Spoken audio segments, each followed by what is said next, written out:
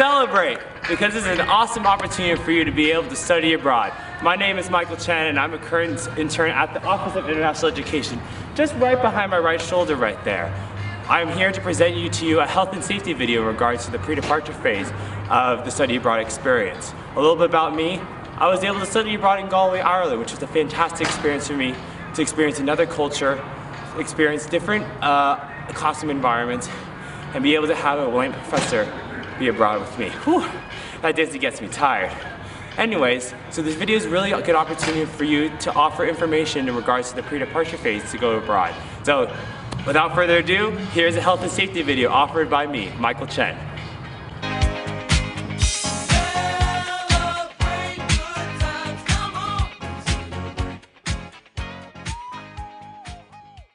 Hi Michael, thanks so much for the invitation. I'm Don Thompson, I'm the director at Bishop Wellness Center. I'm thankful for the opportunity to come talk with you about some of the pre-departure things you need to be thinking about as you're set to travel and study abroad. I always tell students that the study abroad experience, while life-changing and affirming and positive and all these wonderful things, can also be a stressful thing. And so I'm here today to talk about just some considerations before you leave that will help make your study abroad experience a little more positive for you. So the study abroad experience is full of a lot of transitions. You're going to obviously undergo a geographic transition, there's going to be an academic transition, there's going to be social transitions. You're going to be living, honestly, in a different country, different cultures, different values. And I'm mindful that the Willamette bubble is a real thing, okay? And who you are in the bubble, I hope you will go and take and shine in other cultures and other areas. But just be mindful of the stress that the transition to a new environment can cause. I will also say I do know about Willamette students that they are bright, engaged, high-achieving, driven, and kind of bad at self-care. And so as you experience some of these sort of stressful situations while you are abroad, please remember to take care of yourself. Do the things that make you feel good. A puzzle, perhaps. Something to take care of yourself while you're abroad. It is important. So let's talk for a second about medications. If you're on prescription medications, it's really critical that you develop a plan now for how you're going to access those medications while you are abroad. For example, it's a good place to start to figure out if the medications that you're taking are even allowed in the country to which you might be traveling. Laws and rules vary different according to different countries.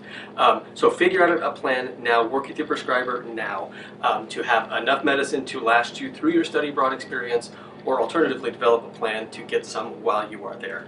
I would really encourage you to not open up a gallon Ziploc bag and dump all the medications into one giant Ziploc bag. That will not get through customs. So please take them in your original container when they are marked properly. And it may also be a good idea to get an actual hard copy of the prescription from your provider in case there are any questions in customs. The other thing, over-the-counter medications, we're standing at the self-care aisle in Bishop. All of these things are free. Please come in before you depart. Stock up on these. We've got ibuprofen, condoms, cough drops. These are really fantastic because they're individually packaged, labeled clearly, easily packable, and very light. So before you go, if you want to stock up on any of these things, please come in and help yourself. The other thing I tell students is if there is a certain kind of tea, a certain kind of over-the-counter medication that just makes you feel better when you are abroad, or when you're sick rather, take it when you are abroad. Take some with you, because you may not find it in your host country.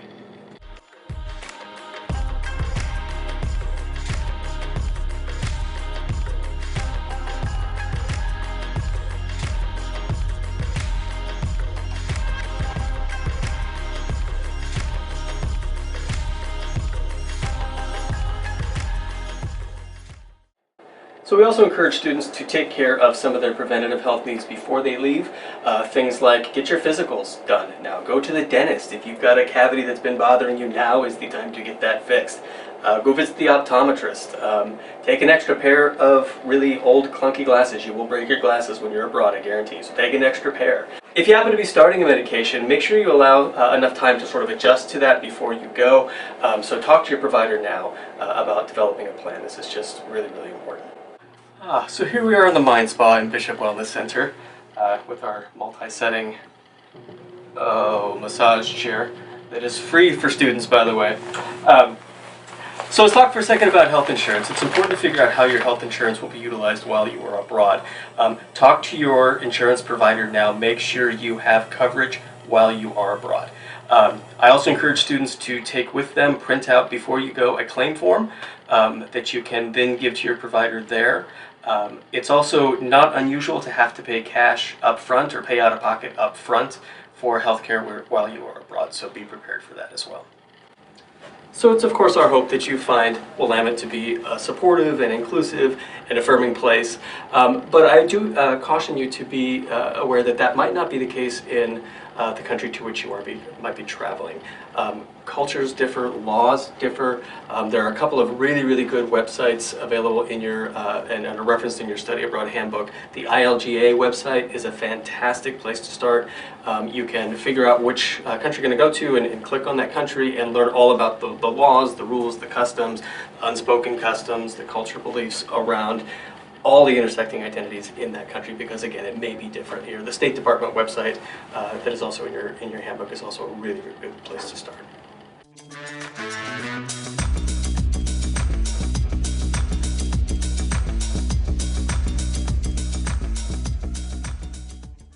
So here we are in the Writing Center at Willamette University, and Willamette is comparatively a pretty resource-rich and support services-rich environment for academic services.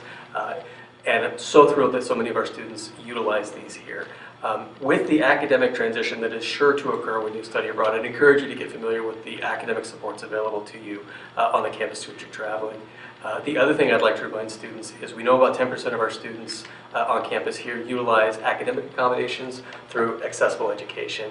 Importantly, you are covered as a Willamette student under the Americans with Disabilities Act, which obviously covers you in America. That may not be the case in this country to which you might be traveling. So if you are a student that receives any sort of academic or housing accommodations, I would encourage you to contact Accessible Education now before you leave to see about what accommodations may be available to you while you study abroad. So here's what we know about the study abroad experience. It's an amazing, transformative thing. But it can also both exacerbate and or initiate a mental health concern. And so I encourage students to A, not be surprised by that, and B, make a plan for it.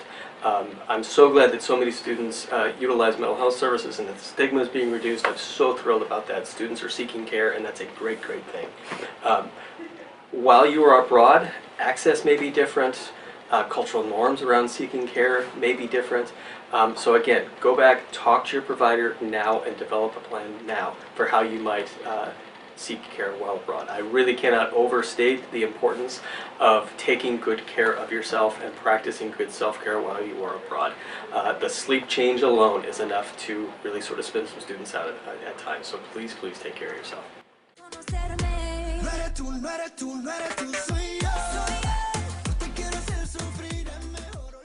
Hey, my name is Julia DeSimone. I am a senior anthropology major, and I studied abroad during my junior fall semester in Ifrane, Morocco. I lived in dorms at Al Akhawain University, and the city of Ifrane is like this mountainous, snowy city. It's an hour outside of the city of Fes.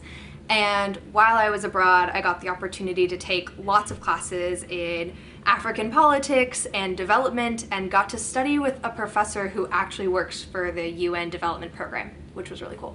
When you first go abroad, you're more likely to be hypervigilant about your own personal safety because you're experiencing culture shock, and the common sense that you learned growing up at home might not necessarily work when you're abroad, because all different things in this culture work differently. And over time, over the course of your abroad experience, you will naturally begin to become more comfortable. You'll understand how the culture works. You'll understand how to hail a taxi, how to pay with these brand new coins, and you'll become super comfortable by the time your abroad experience is drawing to a close. And that's what happened to me.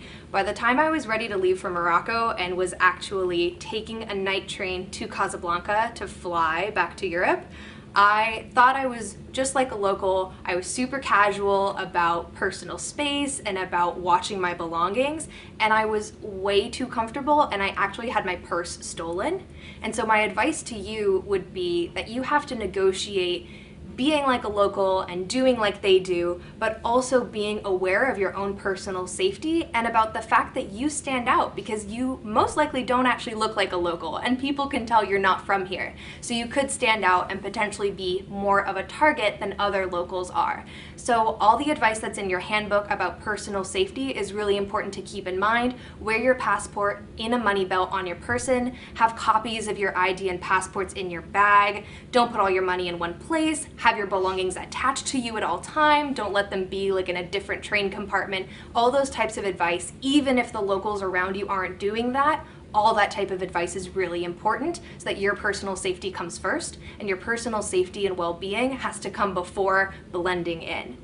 But don't be afraid about learning to blend in because this absolutely happens naturally. One of the best ways I found to do this was by making a Moroccan friend. You're going abroad and you're super curious about what people's lives are like there, and they're equally as curious about you. So if you're nervous about figuring out how to pay for a taxi ride, go with a local and you're gonna have great conversations where you get to ask about how taxis work here and they get to ask you about the education system and the presidential election and politics in America and get all their questions answered as well. You need to think about yourself, be patient with yourself, be patient with other people. Everyone in the group is going through exactly the same as you, and you must be conscious of this. And above all, be extremely patient with yourself, okay? Health is your priority for the next 4 or 5 months. If your health is good, then the rest of the program will be wonderful. If your health is not so good, you don't deal with the stress adequately, then it will be hard, okay? The first week is exceptionally difficult because you've just arrived, time difference is huge, and so basically you need to take each day as it comes, okay? You'll be extremely tired today, tomorrow you'll be a little less tired, but you're going to find it very hard to sleep at night for at least, I'd say, a week, possibly even 10 days, okay? During these first days, take it easy when you go out. Get advice, find out, where are the best places to go. Ask the people, the younger people, those that are in your host family, find out which are the best places to go. And then also take some time to watch and observe how people drink and how people eat and how people socialize, okay? Because you will want to go out and you will want to meet people and you will drink. But you must be very aware that in different cultures people drink in different ways, okay? So let's talk for a second about alcohol and drug use while abroad. It's important to remember that just because you are abroad, the Willamette policies and code of conduct still applies to you. And we also remind students to just be safe around their alcohol and drug use. I mean, if you don't do it here, it probably doesn't make a lot of sense to do it there. And we see students sometimes see the study abroad experience as an opportunity to push boundaries. Please just do it in a safe way. The other thing, if you get in trouble, there are local laws and rules, of course, for wherever you are going to be traveling. Willamette can't help you if you run afoul of those. So if you get in trouble, you become incarcerated, there's not much. You're going to be on your own on that one. So figure out how healthcare is delivered in the country to which you are traveling. For example, in the United States, if your first stop is the emergency room, that's going to be an expensive visit. Other countries, that is how healthcare is delivered. So become educated before you go about how and where to access healthcare. Some of the schools to which you're traveling are going to have university health centers. That's often a good place to start. Other countries, the pharmacist does a lot of the care. Research this and figure this out ahead of time. One small little reminder, it's a good idea if you have any allergies to any medications or bee stings, anything like that, get that translated in the host country's language. Have that accessible, so if in the case of the emergency, you can deliver that to somebody who of course speaks the native language and you can get the appropriate care.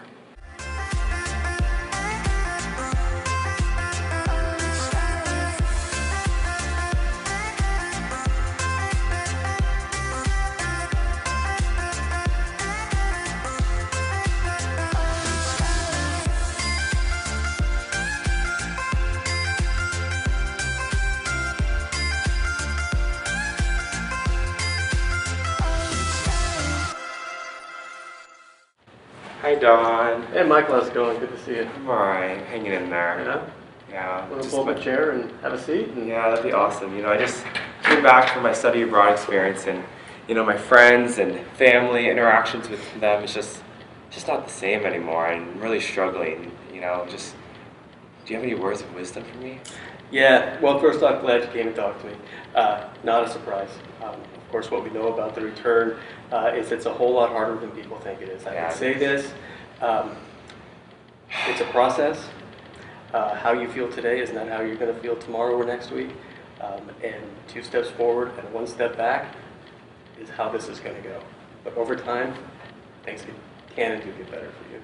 Wow, I already feel better already. Thank you. I am good. Thank you. So once you're back, it's also a good idea to meet with your healthcare provider to just update them on any changes that you experienced while you were abroad. If you come back and you are having any lingering symptoms of sickness or illness, please tell somebody, get that checked out. When you left, think of yourself as a puzzle piece inside the larger puzzle of Willamette. You knew where you fit. You know where you fit now. You know where your edges are, and you know your place in this school. When you leave, you're going to have an amazing experience, and you're going to change in really amazing ways. When you come back, the edges to your puzzle piece are going to be different, and you're not going to fit into the puzzle the same way you did as before you left. So prepare for that, expect that, not be surprised by that. Take a moment when you get back to think about what your experience meant to you, what it is that you'd like to share with people. I encourage you to process that. Share with people that are close to you what that experience meant to you, and to not be surprised at how difficult the transition is back into Willamette. I'm so pleased to be able to congratulate you as you begin this big adventure. I'm Carol Long, Senior Vice President for Academic and Student Affairs here at Willamette, and I have the great pleasure of working closely with the Office of International Education. Traveling, studying, learning abroad is one of the greatest things you'll ever do. You'll be living with people who come from different backgrounds, have different ideas than you. The academic skills that you bring from Willamette are going to grow and flourish. You'll be able to contribute your own understandings to the community you're living in, and at the same time, you're going to see from different perspectives your own home campus, state, and nation. So you will come back to Willamette with great inspiration and great understanding. In this world today, where we're fraught with so much tension and so much disagreement and partisan conversation, for you to have this opportunity to learn to see things from different perspectives, to listen to other people and understand how they see your ideas that you've brought with you, this is such a wonderful opportunity. And not only will you grow, but the growth that you have is going to help you to make the world a better place. So you'll come back to Willamette after having a safe and prosperous time while you're traveling.